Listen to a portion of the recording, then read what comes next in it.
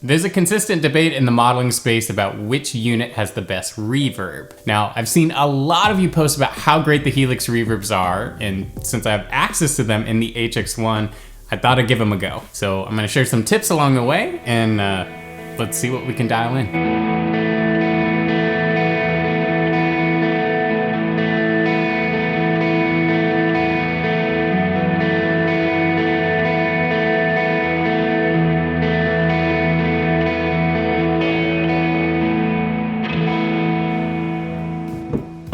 I'm gonna be using my Telecaster into my JM pedalboard preset on the Quad Cortex today. For convenience, I've decided to just put the HX1 after the output of the Quad Cortex, but I'll let you know if that changes. When I first posted about a preset I made in the Quad Cortex, I had my reverbs before the amp, and a ton of you roasted me in the comments section, and I don't know if I just let the comment section get to me or what, but since then, I've definitely become a reverb after the amp guy. It does sound more similar to the way I record guitars into productions and arrangements. I pretty much record my dry guitar signal, so anything sort of like distortion and even chorus I'll keep on, but all the delays and reverbs I add in post. So by putting the reverb after the amp, it definitely has that sort of sound.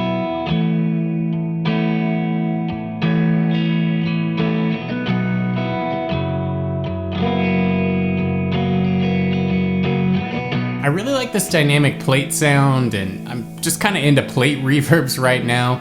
I think it's because of the clarity. I like that you can dial in a sort of mid-length reverb decay time, you know, something in the range of like 2 to 3 seconds, and it doesn't seem to get too muddy.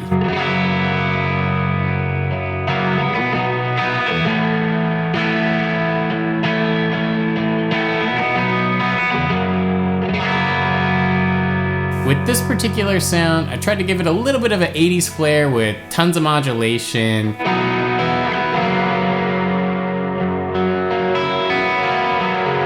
It sounds awesome with the modulated tape delay in front of it, and it also sounds great with clean sounds and distorted sounds.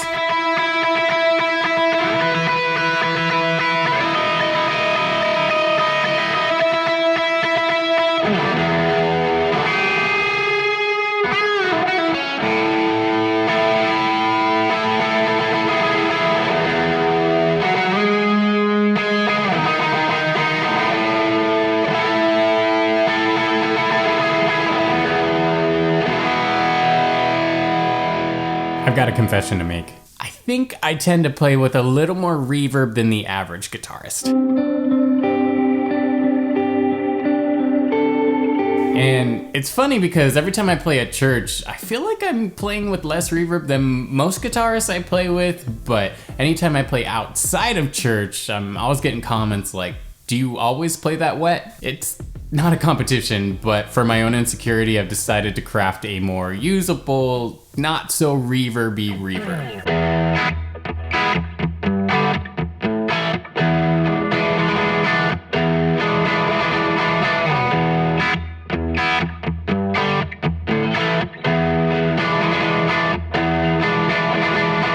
I went with the dynamic room for this one, and I think I showed quite a bit of restraint here because I think you could leave this reverb on for just about anything and it wouldn't get too muddy.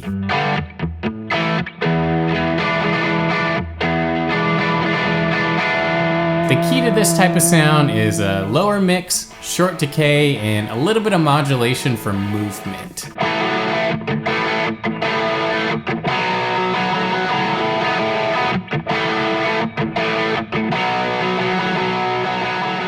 Now, I think essentially what I try to do with this is gonna sound funny, but I'm trying to get the guitar to sound like it's wrapped in a pillowy blanket.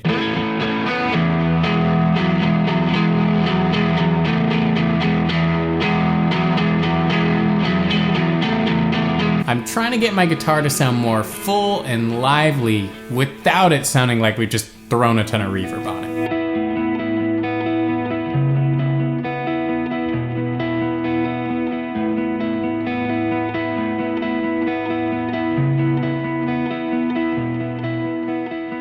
I'm curious if any of you notice a pattern with the reverb sounds.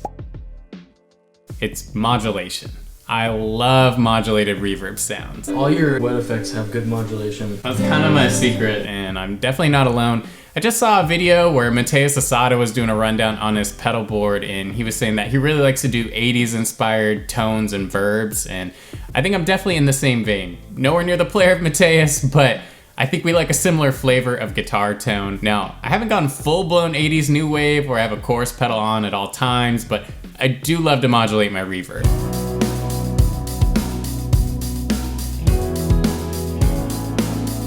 This next reverb sound I've dialed up is probably the one you associate with this channel. It's that big modulated reverb sound, or probably what you would call the worship guitar reverb sound.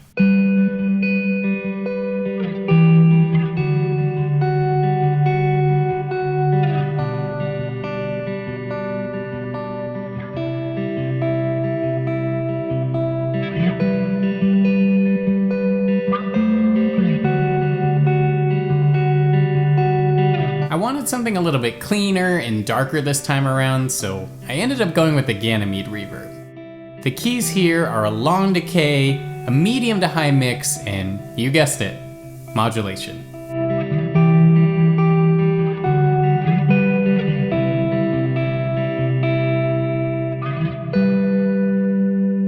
Finding the right balance for the mix and decay times can be a little bit tricky, so a good rule of thumb here is the longer your decay time, then the lower your mix will likely have to be to keep your guitar signal relatively clear.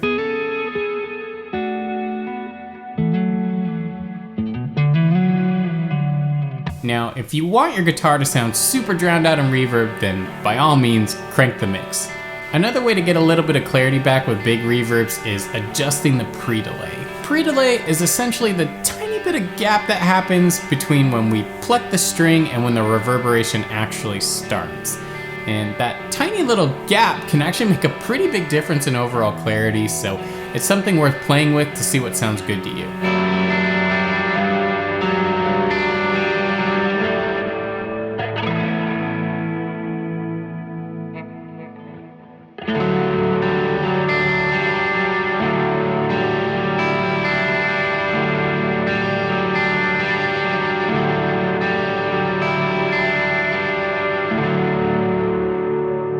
And of course, try the Verb out with your other effects. So for me, I might do something really high input into it just to see how it reacts. So I might turn on a stacked drive sound and a delay.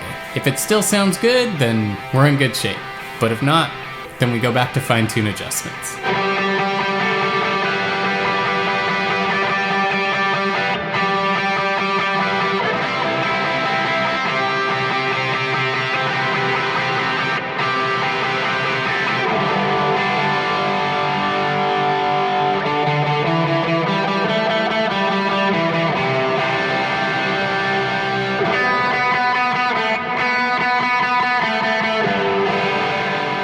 Actually had a lot of fun dialing in these tones today. I'm pretty impressed with the Helix series reverbs. If you're an HX1 user, you could definitely use this as a dedicated reverb pedal and get some pretty awesome tones. If you want to check out the HX1 and other gear, I've got links to all that stuff in the description. They are affiliate links. I've also taken my reverb settings from my previous HX1 bundle and combined them with all the presets you heard today.